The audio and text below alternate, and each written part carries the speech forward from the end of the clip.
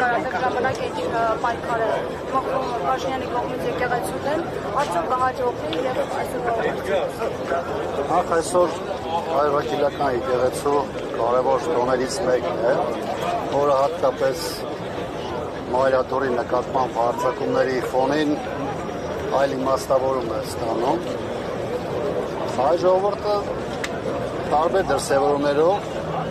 մշտապես իր սատարումը հայ առաքելական եկեղեցուն ցույց դրել է եւ ես վստահ եմ, որ ցանկացած իրավիճակում էլ անկախ այս իշխանությունների հսկայական քարոզչական մանիպուլյացիաներից իրականությունը ժամանակի ճիշտ ըմբռնելու է եւ դրա համահունչ գործելու է, որովհետեւ ձեւով պետք է թույլ չտանք, որպեսզի այս իշխանությունը բոլոր բարոյական եւ նաեւ իրավական նորմերը խախտելով ներխուժի հայ առաքելական եկեղեցու ներքին կյանք եւ խաթարի ոչ միայն եկեղեցու գործունեությունը, որը բխում է համահայկական շահերից եւ այսօր էլ վերջին 7 տարվա Հայաստանի իշխանությունների կործանիչ քաղաքականության պայմաններում եկեղեցին այն եզակի սյուներից մեկը,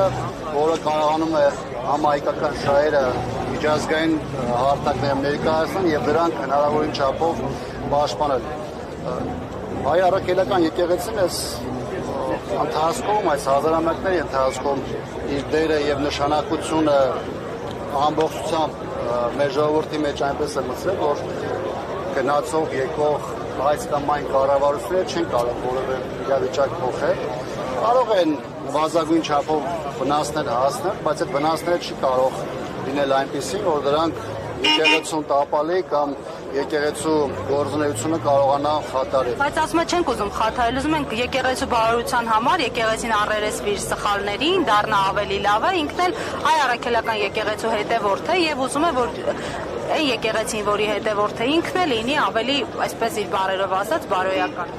Երբ իրենց պետք է լում դառնում են հայ առաքելական եկեղեցու հետևորդ, որտեղ ինչ պետք է իրանք դրանից դառնում են, բայց ժամանակը նաև ցույց է տվել, թե ոնց է այդ հարվածները տեղում եւ ինչ պայմաններում ալնում։ Օրինակ 2018 թվականին էլ ասում էին, որ մենք պայքարում ենք միայն բանակը թալանողների դեմ, բայց ժամանակը ցույց տվեց, որ 1, 2, 3 դեպք հանրայնացնում էին, ընդ որում մանիպուլյացիաներով, քարոզչության մեծ հարձակումներ էր իրականացում, հետո այդ ամբողջը տեղայնացվում էր նաև զինված ուժերի նկատմամբ։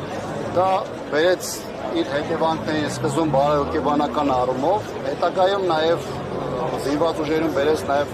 սպայական կազմի, հրամանատարական կազմի, մասսայական դուրս գալու, դա բերեց նրան, որ զինված ուժերում զինվորական ծառայության նկատմամբ գրավչությունը իջավ եւ այլն եւ այլն։ Այսինքն մենք տասուտից տեսել ենք, թե այս իշխանությունը ոնց է գործում։ Ինքը սկզբում ներկայացնում է լրիվ այլ իրականություն, փորձում է ցույց տալ, որ ինքը իրականության մեջ գնում է առողջացման, բարեփոխումների, փոփոխությունների ճանապարհով, բայց կար ժամանակ հետո ցույց է տալիս, որ իրականության մեջ թիրախ կոնկրետ ինստիտուտն է իր ամբողջության մեջ, ինչպես զինված ուժերի դեպքում եղավ, այսօր այլ առաքելական եկեղեցու դեպքում է։ Կապ չունի, թե իրենք ինչ են ասում, այստեղ կարևոր է հասկանալ, թե իրենք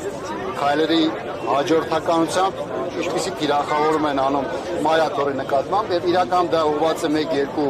անձի, թե իրականում այդ մարդկանցով դա ուղղված է ողջ եկեղեցուն։ Վերադառնալով բացի այս տարվող պետության կողմից տարվող արշավից, ինչ վտանգների առաջ է կանգնած հայ առաքելական եկեղեցին քրիստոնեությունը հաշվի առնելով այն հանգամանքը, որ աղանդների սահմանադրության համաձայն աղանդների հետ հավասար է գործում եւ այսօր էլ 50-ից ավելի աղանդ է գործում Հայաստանում։ Հայաստանի սահմանության մեջ համարագրված է հայ առաքելական եկեղեցու բացառիկ դերը, դա սահմանադրական փոփոխությունների ժամանակահատվածում հենց հանրապետական իշխանության ժամանակ է ֆիքսված եւ դա եղել է մեր նախաձեռնությունը։ Մենք սա ժամանակին արել ենք նաեւ ապահովագրելու հայ առաքելական եկեղեցուն, նաեւ իրավական տեսանկյունից նրա նկատմամբ հնարավոր հարվածները կանխելու համար։ Գիտեք, եկեղեցի տարբեր փուլերում ներսից դրսից տարբեր հարվածներ է կրել։ Եկեղեցին տարբեր փուլերում շատ ծանր ժամանակահատվածներ ունեցել։ Եկեղեցին Հայաստանի պետականության կորստի ժամանակահատվածում նաև պետության դեր է ստանձնել հայապահպանությունից, լեզվի պահպանությունից մինչև կրթություն։ Եվ այս տեսանկյունից ես չեմ կարծում, թե կա նույնիսկ տեսական հնարավորություն, որ եկեղեցին կընկրկի եւ այս իշխանությունը կարողանա իր ամբողջական ծրագրերը իրականացնել։ Իհարկե, այս ամենում շատ կարևոր է հայ ժողովրդի հավաքական բերը, եկեղեցու սատարման ձևով եւ ես կարծում եմ, որ սա նաեւ մեր համար, նաեւ որոշակի առումով հասարակության համար եւ պետության համար նաեւ որոշակի առողջացման փուլ է ձևակողելու։ Պարոն Աբրամյան, վերադառնալով տարածաշրջանային իրողություններին, ԱՄՆ բացահայտ աջակցեց Իսրայելին հակամարտության ընթացքում նախորդին անվտանգային մարտահրավերները Հայաստանի շուրջ գնալով սրվում են, ինչպես պետք է դիտավորվի Հայաստանի Հանրապետությունը հնարավոր ռիսկերի պարագայում եւ արդյոք Հայաստանի առաջարկած խաղաղության խաչմերուկը Փաշինյանի ձեռամբ իր կկարողանա ինչ-որ իրավիճակ փոխել։ Եթե մի պետություն փորձում է ռեգիոնալ նախաձեռնություն դրսևորել, դրա համար առաջնորդին պետք է ունենա հեղինակություն, պետք է լինի փոխադարձ արգանքի մեջ գոնե այն երկրների հետ, որի շահերը